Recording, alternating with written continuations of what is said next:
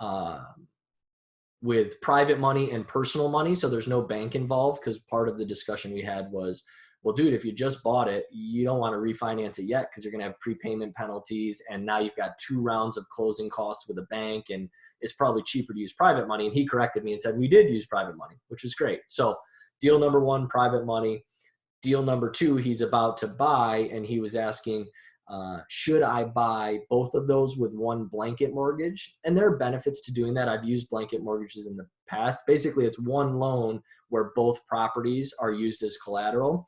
And there's some efficiencies there, right? Sometimes it's a higher loan amount, so you can get maybe a little lower interest rate. You only have 1 round of closing costs. The convenience of not having to go through the application process for 2 loans is valuable. But I think all of that is outweighed by the decrease in flexibility you have long term. We never know what the future holds, and there may be an opportunity to sell one of those properties.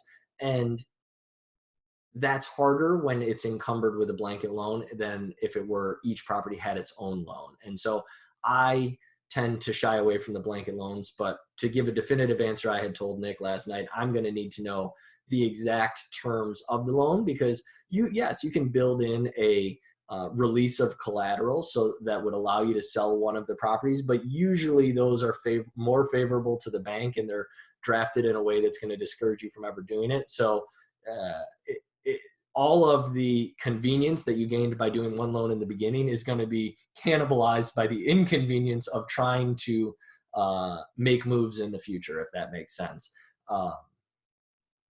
And it flashed to me, I apologize, while I was talking there, Nick had posed another question that popped into my brain and I lost it. He had asked about typical seasoning periods that banks require. So he bought that first property with cash and private money, and he's turning it around and is wondering, hey, when can I get my money back and pay off my investors as well? And the sooner the better, clearly, because if he can get it turned around fast, get rid of the investors, now he'll own it free and clear.